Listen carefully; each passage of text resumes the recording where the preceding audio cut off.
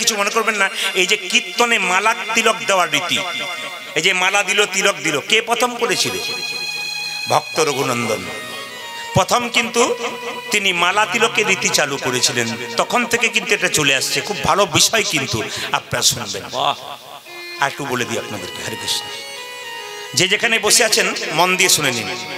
এই যে থালাতে আপনারা বাতাসা দেখতে পাচ্ছেন, আমি আগে বলি নাই, ভক্তদেরকে বললাম, এনে দিলেন, সবাই লক্ষ্য করবেন। কীর্তনের শেষে ছোট্ট রঘুনন্দন পাথরের গোপীনাথকে নাড়ু খাওয়াবে। এই নাড়ু প্রসাদটা কীর্তনের পরে আপনারা নিয়ে যাবেন। প্রশ্ন করবেন লাভ কি? শাস্ত্র পড়বেন, দেখবেন পরিষ্কার বর্ণন করা আছে। যদি কেউ ভক্তি ভরে রঘুনন্দনের কথা শুনতে পারে, শোনার পরে এই প্রসাদ যদি কাপড়ের কোণে বা বাবারা যদি পকেটে করে যত্ন করে নিয়ে গিয়ে বাড়িতে লক্ষ্মী মন্দিরে কৌটোতে ভরে রাখতে পারে, এবং বাড়ির বাচ্চা যদি খুব চঞ্চল হয়, অশান্ত হয়, বৃহস্পতিবার দিন স্নান করিয়ে তুলসী মন্দিরে জল দেওয়ার পর পরিক্রমা করে সেই বাচ্চাকে তুলসী পত্র দিয়ে, একটা তুলসী পত্র একটুখানি বাতাসা কপালে ঠেকিয়ে জয় গোপীনাথ জয় গোপীনাথ 3 বার বলে যদি মুখে দিতে পারে, 1 থেকে 2 বছরের মধ্যে বাচ্চা শান্ত হবে। শুধু শান্ত হবে তা নয়, কৃষ্ণ ভক্ত হবে। আপনারা শুনে নিন, যে যেখানে বসে আছেন, যদি কেউ এই প্রসাদটা নিয়ে যেতে পারেন ভক্তি করে। প্রশ্ন করবেন কতদিন খাওয়াতে হবে? 1 বছর, প্রতি বৃহস্পতিবার। প্রশ্ন করবেন একটা বাতাসাতে চলবে কি করে? আপনাদের বুঝিয়ে দিই। বাড়িতে হরিণ লুট দেবেন, বৃহস্পতিবার দিন 2 কেজি 4 কেজি বাতাসা পাড়ার বাচ্চাদেরকে কিছু দেবেন, আর একটা কৌটোতে ভরে রেখে দেবেন। এই বাতাসাটা গুলি করে ভেঙে ওতে ভরে দেবেন। প্রতি বৃহস্পতিবার আপনার বাচ্চাকে দিন, দেখুন আপনার বাচ্চা সুফল হয় কিনা। 1 বছরে তো রেজাল্ট পাবেনই, 1 বছর পর থেকে ধীরে ধীরে আপনার রেজাল্ট পেয়ে যাবেন। আপনার বাড়িতে অসুস্থ ব্যক্তি, দীর্ঘদিন ধরে অসুস্থতা, জয় গোপীনাথ বলে প্রসাদটা দিন, কিছুটা ফল আপনার লাভ হবে, ভগবানের কৃপা হবে। বিশ্বাসের উপরে সবকিছু, কিন্তু বিশ্বাস ছাড়া কোনো কাজ হবে না মায়েরা। তাই মন দিয়ে শুনে নেবেন। এই বাতাসা প্রসাদটি কীর্তনের শেষে আমি যখন গোপীনাথকে রঘুনন্দন খাওয়াবে, কিবার খাওয়াবে জোরে বলুন মায়েরা, কিবার? হ্যাঁ, আমি মাঝে মাঝে জিজ্ঞেস করবো। রঘুনন্দনের জন্ম হয়েছিল বৃহস্পতিবার, এবং সেই দিন বাড়িতে একটা পুজো ছিল। পুজোটা হচ্ছে সরস্বতী পুজো, মনে রাখবেন কিন্তু। কি পুজো বললাম? সরস্বতী পুজো। তাহলে বৃহস্পতিবার দিন ছিল, সরস্বতী পুজো ছিল, সেদিন কিন্তু রঘুনন্দনের জন্ম হয়েছিল। তা এই লীলাটি শুরু করবার আগে প্রস্তাবনাটা বলে যাই কিভাবে। রঘুনন্দনের বাবার নাম ছিল কি? মুকুন্দ সরকার। আর কাকুর নাম কি ছিল? নরহরি সরকার। এই রঘুনন্দন জন্ম হবার আগে মায়েরা প্রসাদটা পড়ে নেবেন, আপনাদের ঠিক দিয়ে দেবো টাইমে, সবাই পেয়ে যাবেন, কেউ বাদ যাবে না। আর একটা কথা বলে যাই, উদয় বা যারা কীর্তনীয়ারা এখানে আছো, স্বরূপ টরূপ যদি দূরে একটু দূরে আছো, তো বিশ্বজিৎকে একটু বলো, যদি পারে তাহলে 4-5 কেজি বাতাসা এখানে এনে দেবে, তাহলে সবাই পেয়ে যাবে আর কি, কেউ বাদ যাবে না আর কি। যেটুকু ভক্ত হয়েছে সবাই পেয়ে যাবেন, এবং সবাই ভক্তি ভরে নিয়ে যাবেন। আপনি দেখবেন যে আপনার কৃপা হয় কিনা। শুধু প্র্যাকটিক্যাল ব্যবহার করবেন। আমি আপনাদের বলছি না যে হবেই, আপনি ব্যবহার করুন। কারণ হাজার মানুষ ব্যবহার করেছে, প্রত্যেকেই ফোন করে বলেছে আমার ছেলের অনেকটা উন্নতি হয়ে গেল। তবে বাচ্চাদের কিন্তু যেগুলো কাঁচা বাঁশের মতো এখন গড়ছেন, আর যেগুলো মোটা বাঁশ হয়ে গেছে ওগুলোর উপায় নেই, ও লাইনের বাইরে চলে গেছে। ও বাতাসা দিন আর কি বলে ওই কি বলে ওটাকে, নাড়ু দেন, ও কোনো কিছুতে কাজ হবে না, ও তো পেরিয়ে গেল। যেগুলো একবারে কচি কাঁচা বাঁশ সেগুলোকে দেখুন, মোটা বাঁশ না। যারা ছোট বাচ্চা খুব খুদে তাদেরকে তৈরি করুন আপনারা। যা হয়ে গেছে হয়ে গেছে। যে গাছে ফল ধরে সে গাছটা নিচের দিকে যায় না উপরের দিকে যায়? ধীরে ধীরে। জোরে বলবেন। যিনি ঘুমাচ্ছেন তিনি বলুন, নিচের দিকে যায় না উপর দিকে যায়? আচ্ছা বলুন মায়েরা, যদি হও নিচু তবে পাবে কিছু। যারা ভক্ত মানুষ হয় আমি দেখেছি সব জায়গাতেই, হরে কৃষ্ণ বাবা, জয় নিতাই জয় নিতাই। নিচু না হলে পাবে না। চাপা কলে জল আনতে গেলে কলসি নিচে রাখুন, চাপুন জল পাবেন, উঁচুতে রাখলে পাবেন না। যদি হও নিচু তবে পাবে কিছু, আগে নিচু হতে হবে। ভগবানের চরণে কেউ যদি মাথা নিচু না করতে পারে, কৃপা করে পাবে। ভগবান যে হাতটা তুলে আছে গো, চরণ তলে একবার বসে যদি মাথা নিচু করে চোখের জল দিতে পারে, গোবিন্দের কৃপা হয়ে যায়। শুধু নিচু হতে হবে। ছোট হও ছোট, বড় হইও না। চোখের জল ফেলো। সংসারের জন্য কাঁদবে যখন, চোখের জল পড়বে, সে জল চোখের কোণ দিয়ে পড়বে। সে জলে স্পর্শ করলে গরম লাগবে, মুখের মধ্যে প্রবেশ করলে নোনা নোনা ভাব লাগবে। কিন্তু ভগবানের মন্দিরে গিয়ে কেউ যদি হে গোবিন্দ তোমার হলাম বলে দুফোঁটা চোখের জল একবার দিতে পারো। গোবিন্দ তার হয়ে যায়। আগে লাইনে দাঁড়াও, তবে তো ডাক পাবে। ছোট ছেলে যখন হাঁটতে পারে না, বাবা বলে হেঁটে আয়, তোর পড়বার ভয় থাকবে না। ছেলে হেঁটে হেঁটে যায়, আর বাবা বলে আরেকটু আয়, আরেকটু আয়। ছেলে টলবল করে, যেই না পড়তে যায় বাবা গিয়ে টুক। ভজনের পথটা এরকমই। যখন চলতে শুরু করবেন প্রথম, আপনার পড়বার ভয় থাকবে, কিন্তু ভগবান বলছেন কোনো পড়ার ভয় নাই, আমি যে আছি। এই যে খুঁটিগুলো রয়েছে, ছোট ছোট ছেলেগুলো এই খুঁটিটাকে ধরে বনবন বনবন বনবন করে ঘোরে। মাগুলো কি বলে, দেখাই দেখাই দেখাই, পড়ে যাবি পড়ে যাবি পড়ে যাবি পড়ে যাবি। ছেলে কিন্তু পড়ে না। কেন? ছেলে যে খুঁটিকে আশ্রয় করে আছে, ওর ভরসা আছে আমার খুঁটি আছে, আমি পড়ব না। তাই ভগবান ভজন করবার সময় যদি আপনার বিশ্বাস থাকে আমার গোবিন্দ আছে, আপনারও পড়বার ভয় থাকবে। মায়েরা, দেবার মতো আমাদের কিছুই নাই। গত 2 বছর আগে কয়েকজন ভক্ত আমার কাছে এলেন, প্রদীপ বাবু আপনার বাবা তো চলে গেলেন, তা আমাদের মন্দিরে গৌর গোবিন্দের একটা আসর আছে, তো ওখানে আপনাকে একটু সিংহাসনটা দিতে হবে, গোবিন্দকে বসাবো, আপনার বাবার নামটা লিখে দেবো। না, আমি দেব না। বলে কেন? বাবার নাম লিখলে আমি দেব না। আর ওই আসনটা সিংহাসনটা দিচ্ছি, যা দাম হবে হবে, তোমরা দোকান থেকে নিতে পারো, কিন্তু কোনো নাম চলবে না। নাম দেওয়া মানে ওটা আমি দিয়েছি, দেখো আমার নামটা লেখা আছে, অহংকার। আর তুমি যা দেবে তুমি কার দিচ্ছ গো? গোটা পৃথিবীর মালিক যার, এইটুকু দিয়ে বলছো ওটা আমার। হ্যাঁ, গোটা পৃথিবীর মালিক যিনি, তাকে এইটুকু জিনিস দিয়ে বলছো ওটা আমার, ফ্যানটা আমি দিয়েছি।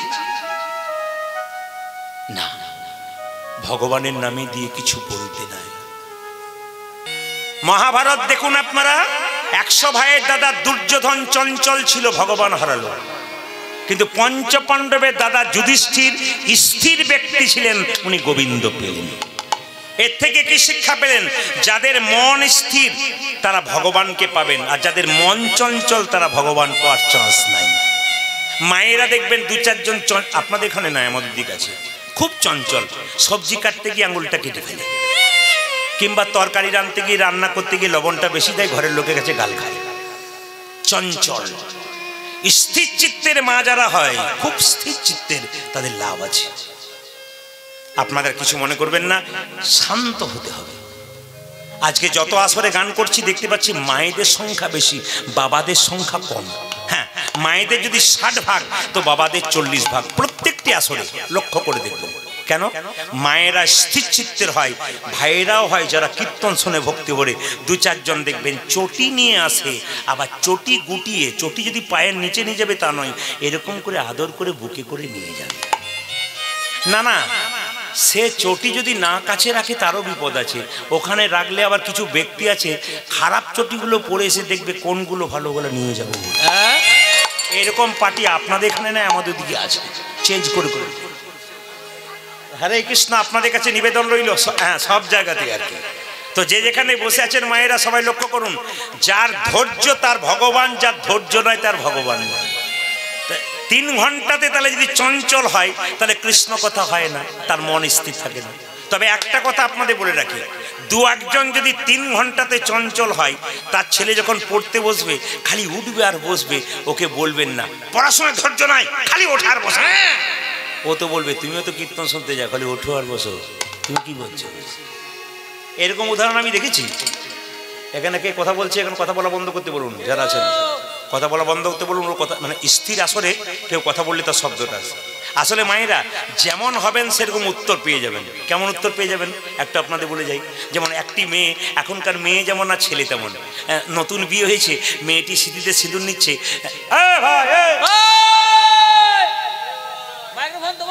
বড় কথাটি আসছে আর কি, এদিকে। তো মেয়েটি সিঁদুর নিচ্ছে, এই দেখেন মেয়েটি সিঁদুর নিচ্ছে, তখন এই দিয়ে তাকাবেন আমাদেরকে, সিঁদুর নিচ্ছে, তখন ছেলেটি জিজ্ঞেস করছে, শুনছো নতুন বিয়ে তো হলো আমাদের? বলে হ্যাঁ হলো। তা রাজা দশরথের নাম শুনেছো? বলে হ্যাঁ শুনেছি। কটা বিয়ে করেছিল? ওই যে 3টে করেছিল। ওই তাহলে আমি একটা করলাম, আমরা 2টো এখনো বাকি আছে। ছেলে বলছে। তখন মেয়েটি বলছে, তুমি ওই মহাভারত পড়েছো? বলে হ্যাঁ পড়েছি। দ্রৌপদীর নাম শুনেছো? কটা বিয়ে করেছিল? বলছে 5টা। একটা হয়েছে, আরো 4টা বাকি আছে। মানে জয়সা কি তেইসা। এখন আর আপনি মুখের উপর সব পেয়ে যাবেন আর কি। না না, মাঝে মাঝে ডোজ না দিলে কাজ হবে না। তাহলে আপনারা ওগুলো করবেন না কিন্তু। তা আপনাদের সামনে নিবেদন রইল মায়েরা, ধৈর্য যার ভগবান তার, ধৈর্য যার নাই তার ভগবান নাই। সবাই লক্ষ্য করুন, 2 ভাই যখন করে দাঁড়িয়ে আছে, তখন মহাপ্রভু ছুটে এসে বলল, মুকুন্দ তুমি কাঁদছো? হ্যাঁ প্রভু। আমার ভাইকে তুমি কৃপা করলে, আমাকে তুমি করলে না। ভগবান বললেন মুকুন্দকে, কত সুন্দর শিক্ষা দিলেন দেখুন। মুকুন্দ, আপনারা সবাই শিক্ষা করলেন, এগুলো মহাপ্রভুর শিক্ষা, নিজের মুখের কথা। তিনি বলছেন এ সংসারে যারা বড় ভাই হয় আর বড় বউ হয়, তাদের দায়িত্ব সবচাইতে বেশি হয়। কেন? একটা বনের মধ্যে বড় বড় গাছ যেমন ছোট ছোট গাছগুলোকে ঝড়ঝঞ্ঝা থেকে রক্ষা করে, একটা সংসারের বড় ভাই ছোট ভাইগুলোকে অনেক দুঃখ থেকে ত্রাণ পাওয়ার জন্য আড়াল হয়ে দাঁড়িয়ে থাকে। হ্যাঁ মানছি, আপনাদের অনেক ঝড়ঝাপটা নিতে হয়, কেন অনেক কথা শুনতে হয় এটার জন্যে, কিন্তু তবু বড় ভাই তার কর্তব্য করে। শোনো, তোমার ছোট ভাইকে আমি রাখলাম আর তুমি চলে যাও। শোনো মুকুন্দ, তুমি তো কবিরাজি চিকিৎসা করো, তোমার খুব একটা নাম ডাক নাই। আমি তোমার মাথায় হাত দিয়ে আশীর্বাদ করলাম, তুমি কাল থেকে বাড়ি গিয়ে যাকে চিকিৎসা করবে তারই রোগ ভালো হয়ে যাবে। ও মুকুন্দ, তোমাকে আরেকটা দায়িত্ব দিলাম, কি? তুমি শ্রীখণ্ডে ফিরে যাও, একটা গোপীনাথের মন্দির তৈরি করো, জীবের দ্বারে হরিনাম দাও, আর গরিবের চিকিৎসা করো, বড় লোকের করবে না। মুকুন্দ মহাপ্রভুকে প্রণাম করে বলছে, প্রভু তাহলে এবার আসি। বাড়িতে বাড়িতে গৌর গোবিন্দের মন্দির করেছেন, কেউ ছোট করেছেন, কেউ বড় করেছেন। আমি একটু আপনাদের বলে যাই, কয়েকদিন আগে আপনাদের হাওড়াতে এক জায়গায় গান করছিলাম, নাম করব না, তার বাড়িতে বাসা সব খুঁজে পেলাম। তিনি এসি রুমে বাস করছেন, ভদ্রলোক। বললাম ঠাকুর মন্দিরটা ওপরে। ওপরে কেন? ভগবান ওপরে থাকে, জানেন না? আমার জানা ছিল না। ওপরে আপনি এসি নিয়েছেন, ভগবান তো গ্রীষ্মকালে তাপে থাকবে পূর্বে, একবারে ওপর ছাদে ভগবান বসে আছে। ভালো কথা। কিন্তু আবার দেখতে পাচ্ছি দরজা ঢুকতেই রাধা গোবিন্দের মূর্তি রেখেছে। প্রদীপ বাবু, এই সব নিয়েই তো আমার কারবার। ঠাকুরকে এমন কিছু মনে করবেন না, যখন পাথর হয়, শিলাবৃষ্টি হয়, আপনি তো দিব্যি ঘরে ঢুকে যান, ভগবানের শরীরে কি অবস্থা? একদিকে ভেতরে গোবিন্দকে ভজনা করছেন, একদিকে গোবিন্দের গায়ে পাথর পড়ছে, কিছুই পাচ্ছেন না, জিরো। একদিকে ভজন, একদিকে কি কি একদিকে ত্যাগ। ত্যাগ নয়, অবহেলা। আপনারা দেখবেন মায়েরা, ধূপকাঠির প্যাকেটের উপরে রাধাকৃষ্ণের ছবি দেওয়া আছে। আপনি রাধাকৃষ্ণের ভজন করলেন, দিব্যি ধূপ জ্বালালেন, আর জ্বালানোর পরে প্যাকেটটা নর্দমাতে ভেসে ভেসে বেড়াচ্ছে। ফল কি পেলেন? যারা ধূপকাঠি তৈরি করে তাদের কাছে আমার নিবেদন, ইউটিউবের মাধ্যমে, আপনাদের কোনো দোষ নেই, আপনারা দিচ্ছেন, আপনারা দেবেন, কিন্তু আপনারা বন্ধ করুন। কি করবেন? ফুলের ছবি দেন, পাখির ছবি দেন, ভগবানের ছবি দেন না। আপনার মান রাখতে পারছেন, আমরা কিন্তু মান রাখতে পারছি না। আবার দেখবেন, শুধু তাই নয়, দেখবেন, লক্ষ্য রাখবেন, সুন্দর মন্দির করছেন, পাথর দিচ্ছেন, সব সিমেন্ট দিচ্ছেন, সব কিছু দিচ্ছেন, আর ভগবানকে ধূপ দেখাচ্ছেন গোছা গোছা। আর এই যে দেহ মন্দিরটা সবচাইতে বড়, এটাকে ভালো লাগলে ওখানে ভজন করতে পারবেন। বান্ডিল বান্ডিল বিড়ি দিচ্ছে এখানে, ওখানে দিচ্ছে গোছা গোছা ধূপ, এখানে বান্ডিল বান্ডিল বিড়ি। মানব দেহ শস্য ক্ষেত্র সর্বদা পবিত্র, যে যাহার কর্মদোষে অপবিত্র হয়। যতন করে করো চাষ, ফসল ফলবে 12 মাস। এই দেহ তো কোনোদিন অপবিত্র নয়। ভগবানের দেওয়া দেহ, একে অপবিত্র করে দিও না। ভগবানের দেহ দেওয়া ভজন সাধন করবার জন্যে, অখাদ্য কুখাদ্য খাওয়ার জন্য নয়। তাই বারবার বলবো, গোবিন্দের চরণে ভজন করতে গেলে কিছু ভালো কাজ করতে হয় মা, এগুলো না করলে কৃপা কোনোদিন হবে না। বাড়ি গিয়ে তার স্ত্রীকে বললো, শুনছো ঘরণী, এক গোপীনাথের মন্দির তৈরি করতে না পারলাম, একটা ছোট্ট কুঁড়ে ঘর তো তৈরি করে দেবো গোবিন্দের জন্য। মায়েরা, আমি আপনাদের বলে যাই, একজন প্রশ্ন করেছিলেন আমাকে, এদিকে 2টি লোক আজকে আমাকে প্রশ্ন করেছিলেন গাড়িতে আস্তে আস্তে। 2টো প্রশ্ন কিন্তু খুব ভাইটাল। একটা প্রশ্ন তো একটু বাহ্যিক একটা প্রশ্ন আসলে। তিনি বলেছিলেন যে আচ্ছা প্রদীপবাবু, আপনি তো অনেক কথা বলেন, একটা কথা জিজ্ঞেস করেছি, আমার মন্দির করার সামর্থ্য নয়, আমি একটা বাড়িতে বাস করি, ওই বাড়িতে শুই, ওই বাড়িতে খাই, তাহলে আমি কি করবো? বললাম একটা ছোট্ট সিংহাসন কিনুন, রাধা গোবিন্দকে সেখানে রাখুন, কিন্তু শোবার সময় একটা পর্দা দিয়ে দিন। আপনার ছোট বাড়িতে গোবিন্দের ভজন হবে, শোবার সময় একটা পর্দা দিয়ে দেবেন। আরেকজন আবার জিজ্ঞেস করছে উল্টো পাল্টা প্রশ্ন, বলে কি, শুনেছি বিয়ে বাড়িতে বা কোন অনুষ্ঠানে জিলাপি নিয়ে যেতে হয় না, বলে কেন? জিলাপির প্যাঁচে নাকি পেঁয়াজ লেগে যায়। বললাম তাহলে যে জিলাপির দোকান করে তার মেয়ে ছেলে তো কোনোদিন বিয়ে হবে না, শুধু পেঁয়াজই লাগাই তো, ওর কি হবে? কি কুসংস্কারে ভরা আমাদের। বলে জিলাপি নেওয়া যায় না, মানে নানা উদ্ভট উদ্ভট প্রশ্ন আমাদের কাছে আসে, তাদের আপনাদের সামনে তো উত্তর দিয়ে যায়। হ্যাঁ, ওই সব একই আর কি, প্যাঁচের ব্যাপার। যেরকম রাধা রানী কি, শ্যাম সুন্দর কি, মদন মোহন কি, মায়েরা একটি গোপীনাথের মন্দির তৈরি করলো। তবে একটা কথা বলে রাখি, যে সংসারে স্বামী স্ত্রী আনন্দে থাকে ওই সংসারে ভগবান আসে। বার করে শুনে নিয়ে যান, একবারে দামি কথা। অধিক রাত্রিতে এসছেন, মন দিয়ে শুনবেন, এক কানে শুনবেন এক কানে বের করে দেবেন, তা বললে হবে না, আপনাকে হৃদয় অঙ্গন করতে হবে। কিভাবে? স্বামী স্ত্রীর সম্পর্ক কেমন? হাত আর চোখের মতো। চোখ কাঁদবে, হাত মুছিয়ে দেবে, আর হাত ব্যথা পাবে, চোখ কাঁদবে। স্বামী যদি হাত হয়, স্ত্রী হবে চোখ। হাতে যদি ব্যথা হয়, চোখ কাঁদবে, আর চোখ যদি কাঁদে, হাত তার জল মুছে দেবে, তবে সুখ। কীর্তন যদি গাইতে হয়, যদি আপনারা মালদা নদিয়া মুর্শিদাবাদ কোনোদিন যান, ওখানকার মায়েরা কি করে জানেন? একটা করে আসন আনে, একটা করে জলের বোতল আনে। প্রদীপবাবু চলে এলাম, বলে কেন? শুনবো বলে। আসনটা পাতলো, জলটা কাছে রাখলো, দিব্যি জল খাচ্ছে, মাঝে মাঝে বাচ্চাকে করে নিয়ে কীর্তন শুনছে, না ক্লাস করতে এসছে আর কি। না না, এটা ভালো ক্লাস তো। আমি একটা কথা আপনাদের বলে যাই, স্বামী স্ত্রী দুজনে কৃষ্ণ ভক্ত, দুটো গাছ যদি ভালো হয়, ফল ভালো হবে না কি বলেছি? আগে নিজেকে ভালো করুন, সুন্দর করুন, যদি ভবিষ্যতে ভালো ফল দেবেন। ছেলের জন্য কোটি কোটি টাকা আপনি রেখে গেলেন, ছেলের জন্য কোটি কোটি টাকা আপনি রেখে গেলেন, আর মনে মনে ভাবলেন যাক বেঁচে গেলাম, আমি মরে গেলেও ছেলে আমার বসে বসে খাবে। কিন্তু কোটি টাকার আগে রাখার আগে নিজেকে প্রশ্ন করে যাবেন, ছেলেকে কেমন তৈরি করলাম? এইরকম তৈরি করলাম না এইরকম তৈরি করলাম? যদি এইরকম তৈরি করে দিয়েছেন তাহলে তো ভালো গো, তোমার মৃত্যুর পর সৎ কাজ করে দু চারজনকে সেবা দেবে, একটু কীর্তন দেবে। আর যদি এরকম করেছে, তোমার তো যাবে, ও যা ছিল সব নিতাই গৌর হরি বলে। এই জন্য আমি আপনাদের সামনে বলতে চাই, যে যেখানে বসে আছেন, স্বামী স্ত্রীর সম্পর্কটা ভালো রাখতে হবে। ভাগবত, শ্রীমদ্ ভাগবত গীতা 10ম স্কন্ধ 29তম অধ্যায়, ভগবান শ্রীকৃষ্ণ নিজের মুখে বলছেন, বিবাহিত নারীদের সবচাইতে বড় ধর্ম স্বামী সেবা করা।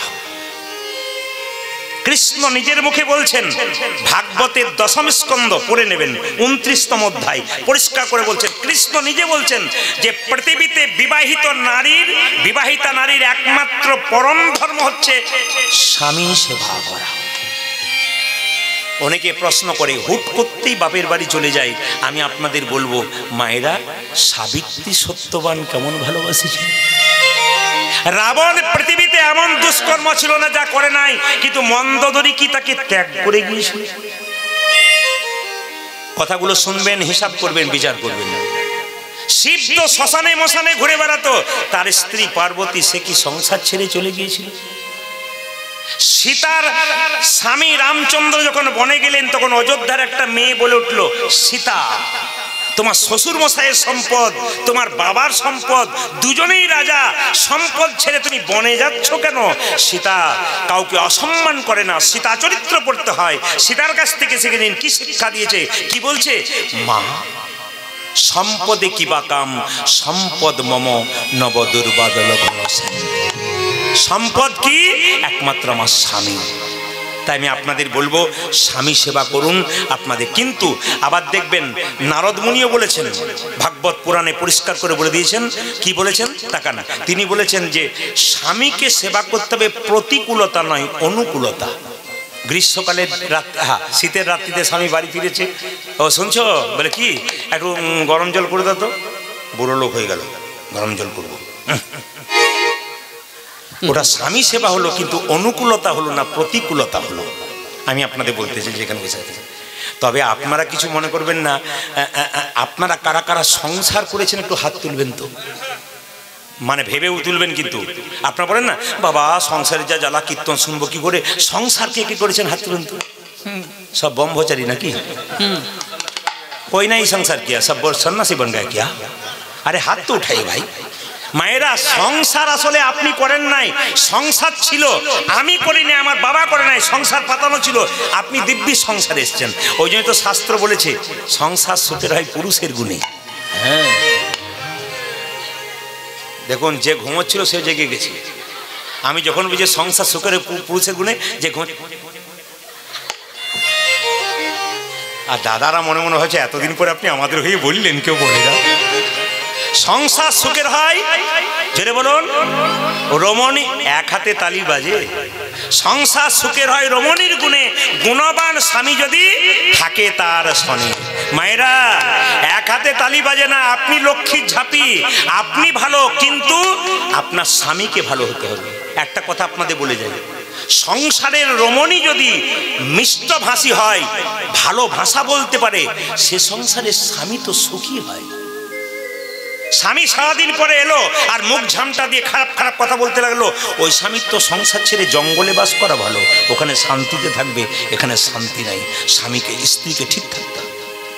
কথাগুলো খুব দামি, হীরার মতো, আপনার নিলে আপনাদের ভালো, না হলে কিন্তু ভালো নয়। তবে শেষ কথাটি বলে আমি লীলার মধ্যে ঢুকে যাই, আপনাদের বলে যাই। তবে পুরুষ মানুষ কিছু মনে করবেন না, মেয়েদেরকে আপনারা অসহায় বলেন তো, কিন্তু পুরুষ বেশি অসহায়। কেন? মেয়েরা রাগ করলে বাপের বাড়ি চলে যায়, ছেলেরা রাগ করলে বাপের বাড়ি যাওয়ার কোনো সুযোগ নেই। আবার দেখবেন ছেলেরা কিন্তু সবসময় ছাত্রই হয়ে থাকে। কেন? বউ ভাবছে মা শিখিয়ে দিচ্ছে, মা ভাবছে বউ শিখিয়ে দিচ্ছে, মানে ছাত্র চিরকাল হয়ে থাকে। আবার দেখবেন যখন আপনি ছোট থাকেন তখন মা কি বলে, বাবু তুই কিছু বুঝিস না। আবার আপনার যখন বিয়ে হবে তখন স্ত্রী কি বলবে, তুমি কিচ্ছু বোঝো না। আবার আপনি এখন বড় হয়েছেন তখন আপনার ছেলে মেয়ে বলছে, বাবা তুমি কিছুই বোঝো না। তখন ও ভাবে আমি যে কোন কালে বুঝবো আমি খুঁজেই পাচ্ছি না, বোঝার কখন বয়স আমি কিছু বুঝতে পারছি না। ওই জন্য আপনাদের রাধা রানী কি, শ্যাম সুন্দর কি, মদন মোহন কি, হরিবাসর কি, সবাই লক্ষ্য করুন। মুকুন্দ সরকার গোপীনাথের ভজন করছে, আর সেই সময় মালদা থেকে, গৌড় থেকে একজন মুসলমান এসেছে, তার নাম নবাব হোসেন শাহ। তার পেটে একবার প্রচণ্ড যন্ত্রণা, সে কোনো মতেই ভালো হচ্ছে না। একজন বলল, তুমি যদি মুকুন্দ সরকার কাছে যাও তোমার পেটের যন্ত্রণা ভালো হবে। মায়েরা সবাই মাথায় কাপড়টা নিন, ভক্তি ভরে বসুন। মুকুন্দ সরকার গাইছে, আর নবাব হোসেন শাহ ফকির সেজে দাঁড়িয়ে আছে যাতে চিনতে না পারে। মুকুন্দ গাইছে, প্রভু আমি তোমাকে সোনার মন্দির তৈরি করে দেবো না, তবে মন মন্দিরে রাখবো।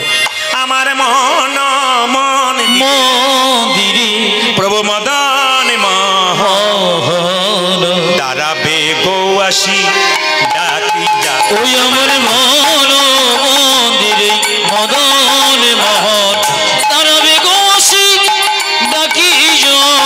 মন মন্দিরে মদন মোহন দাঁড়াবে গৌয়াসী ডাকি যা। দাঁড়াবে গোয়াতে ডাকিয়া। কাঁদিয়া কাঁদিয়া তব নাম লইয়া, আমি কাঁদিয়া কাঁদিয়া তব নাম লইয়া। কাঁদিয়া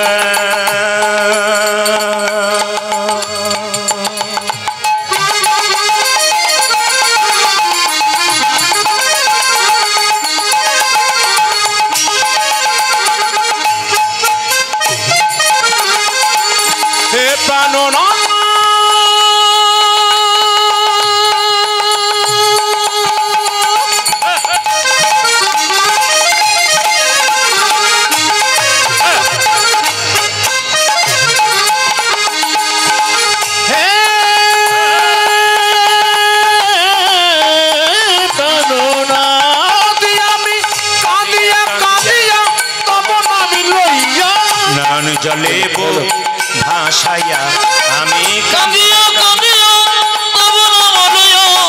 নয়ন জলে ভাসাইয়া আমার মন মন্দিরে মদন মোহন দাঁড়াবে গৌয়াসী ডাক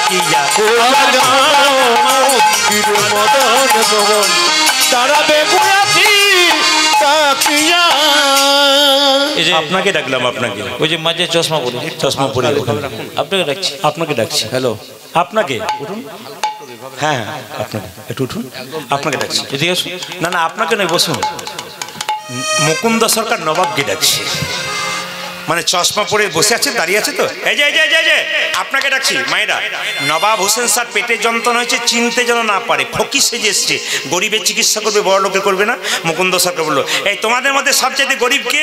নবাব হোসেন স্যার ফকির সেজে বললো, এই যে বাবা। আমি, কি হয়েছে তোমার? আমার পেটে যন্ত্রণা হয়েছে। ওই দেখি দেখি দেখি দেখি জামাটা খোলো তো। এত বড় বাংলার নবাব জামা খুলবে, মনে মনে ভাবছে জামা আমি খুলবো, রোগ যদি ভালো না হয় দেখবে কি।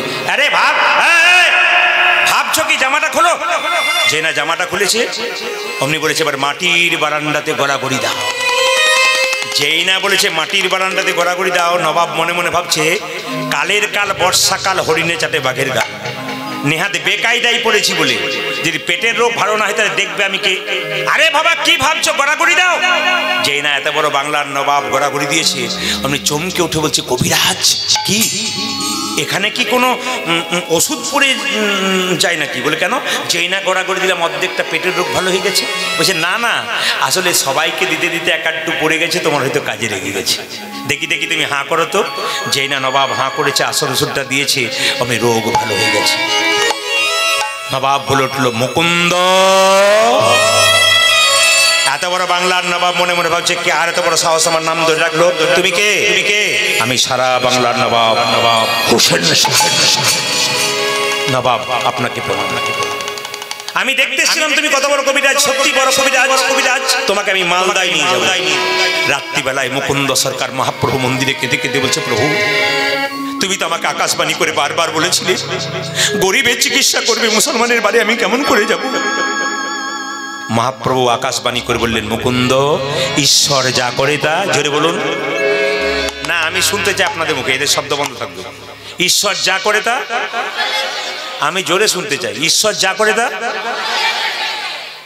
দু চারজন বলছে, দু চারজন চুপ করেছে, চুপ থাকাটাই বুদ্ধিমানের কাজ। ঈশ্বর যা করে তা। এইবার কিন্তু আপনারা বলবেন, আপনাদের এখানে যদি প্রচুর বৃষ্টি নেমে যায় এখন, ঈশ্বর যা করে তা।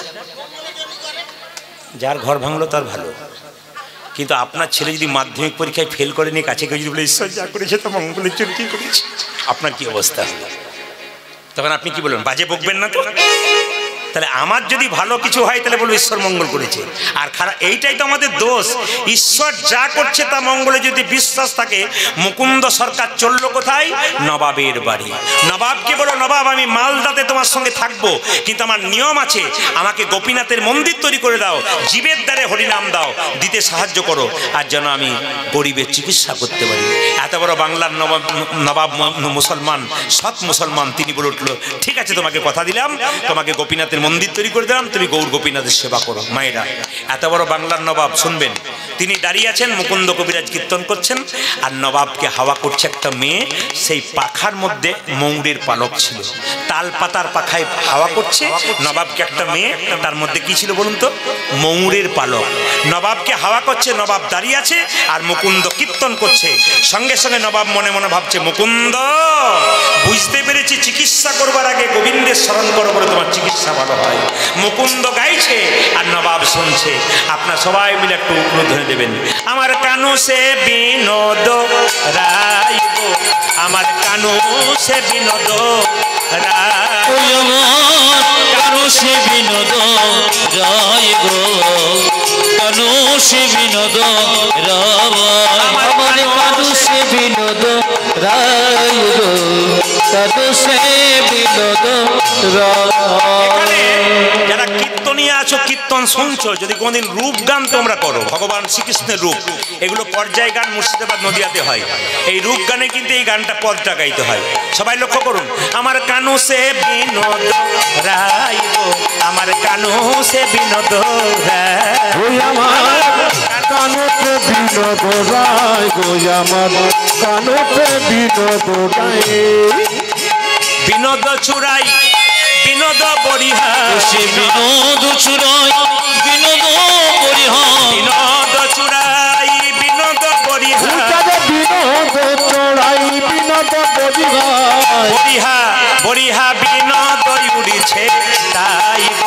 যে বিনোদ জুড়েছে তবাই আমার কানো সে বিনোদ যায় গো কানো সে বিনোদ তুই আমার কানুতে বিনোদ রায় গো আমার কানুতে বিনোদ রায়।